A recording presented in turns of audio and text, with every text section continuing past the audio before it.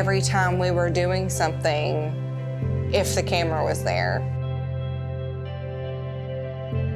It became really hard for me to be able to be okay.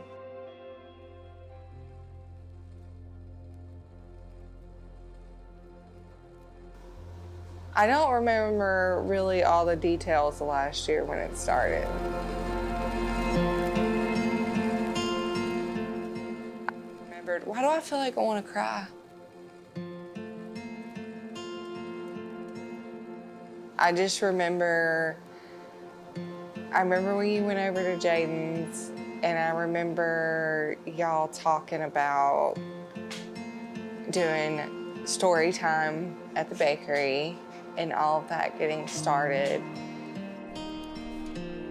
Here at Marcy Joe's Bakery, we're all about changing lives, one bite, one life, one story at a time. And he was so excited about it. So I thought it was really cool. I thought it would be really cool. I've never lived with cameras around me and my family or having video cameras.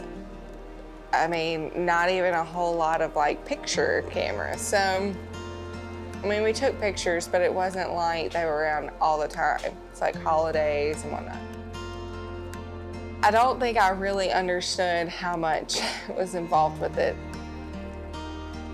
We got into it and everything seemed to be going fine, and COVID hit and our entire world changed day to day. So we were trying to figure out ways to survive and entertain ourselves, and we weren't really, we were stuck at home. And the more we were stuck at home and the time went by so slowly, but so quickly at the same time, I realized how much it takes to do these videos, to vlog. And especially Michael starting out, he was learning everything pretty much on his own. Having the camera around and dealing with all the COVID stuff, it started getting very hard on me. I was excited about doing it, and I wanted to be able to influence other people and affect other people and be able to tell our stories in everyday life, because I knew somebody else out there was going through the same things we go through. We can't be the only ones going through this, all this stuff. So, but I really think being at home and being stuck in the house and emotional issues because of all of the stuff going on in the world, it became really hard for me to be able to be okay. And I finally broke down and told Michael the way I really felt about it. It felt like because he was spending so much time doing it, I wasn't getting his attention anymore.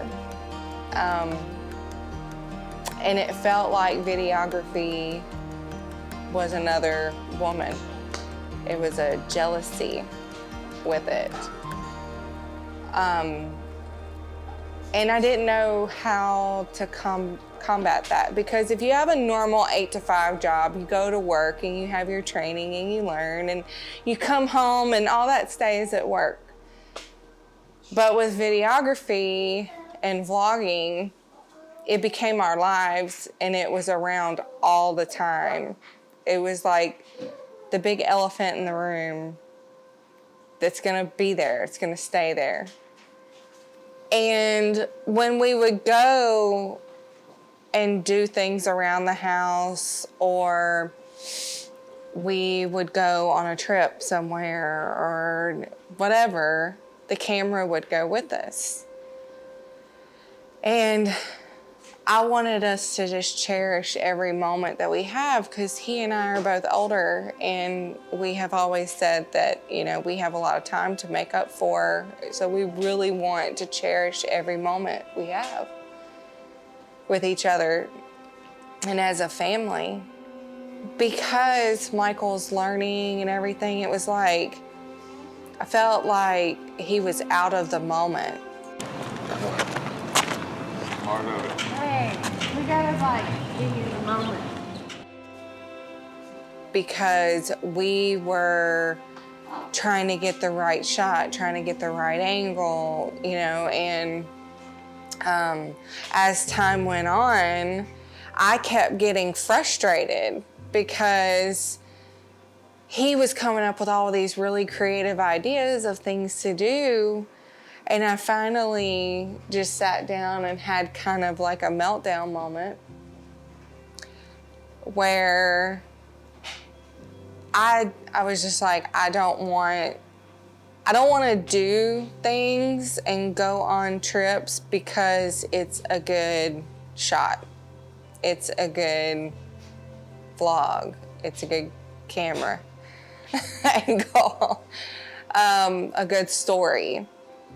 I want to live the story and it be so good that it makes a vlog or it makes a good story.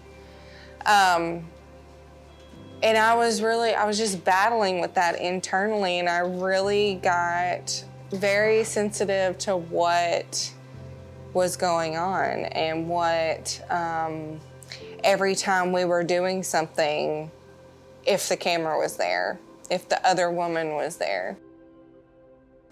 We're going through the holidays and everything, and I was just really kind of getting to the point where I didn't want to do it. I was gonna let Michael do it. I didn't really want to be so much a part of it. Like, I would be in the story if he wanted me to, but I didn't want to be a main character, I guess you could say. So we go on throughout the holidays, and at the end of the year, Michael put together a video of the entire year. And he had been telling me this whole time that, you know, by doing this with the camera, we're able to record our lives and share that with the world, but also for ourselves. You know, we're not getting any younger. And when our kids have kids, their kids have kids, the videos can still be around. I was just like, whatever, you know?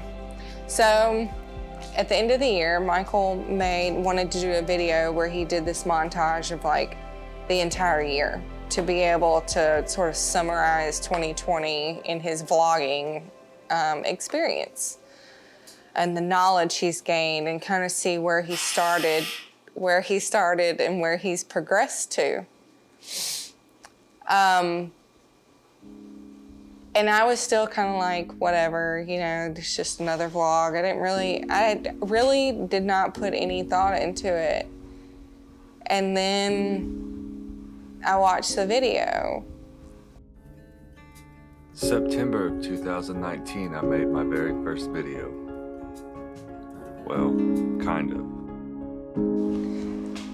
And it really opened my eyes to what he was saying, that we have this opportunity to record our lives. There were moments that I'd forgotten about, like completely forgotten about. Times that I remembered that I wouldn't have remembered. Why do I feel like I want to cry? I feel like I'm about to cry, and I'm not gonna cry. And then when he shared the video, and some of our friends online who have been with us this whole time, you know, since the beginning, they were with us on coffee time every single morning, every morning. at 5 o'clock or 6 o'clock. They have supported us this whole time. They, our family, our friends, watched this video, and we had actually stopped doing coffee time for about a month during the holidays. We didn't tell anybody we were stopping. But when that video came out, their responses on how we have affected them was really moving. It meant a lot that, you know, I'm sitting here being like, this is the other woman, you know, my jealousy of this thing. But what I failed to realize is that I'm part of the story. It's not, I'm doing what we originally wanted to do. We want to be able to share our story, that maybe somebody else is going through the same thing we go through. Maybe other people can know they're not the only ones doing something or going through something or experiencing something. And we can try to inspire people.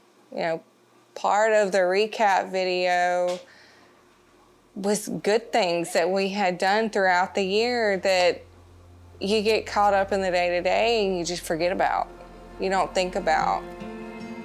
You have a bad day or a bad month and you get caught up in all the negativity and feeling depressed or sad. And when we look back on that, it's like, wait a second, I did do something good this year. 2020 wasn't that bad.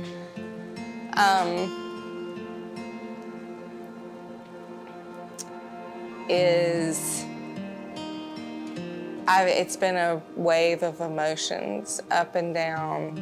It started out as I'm all in, excited. The more I learned about it, the more complicated it became.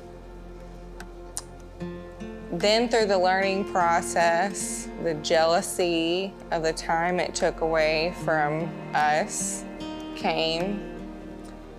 And then you get into kind of like an acceptance phase. This is what it's gonna be, but I'm just gonna kind of stand back. And by the end of the year, I felt the appreciation for it.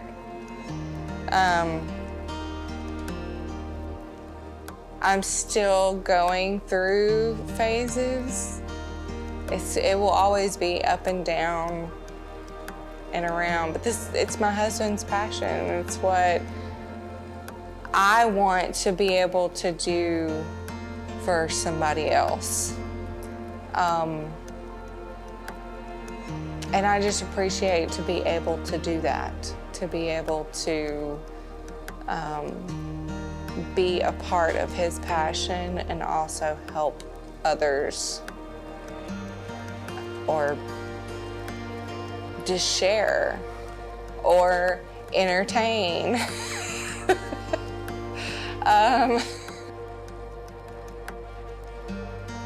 It is hard. I will say also that it is hard. It's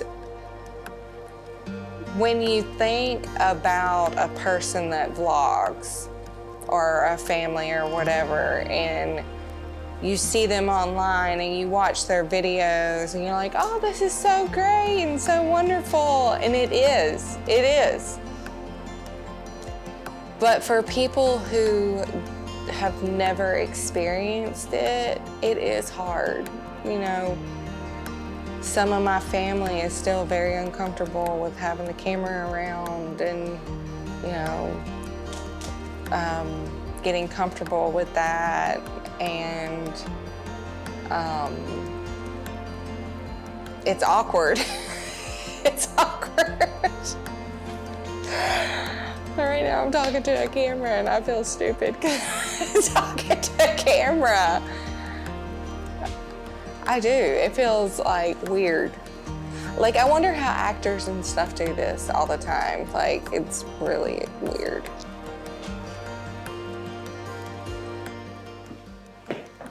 What now? Love you guys. She's hanging in there with me. See you soon.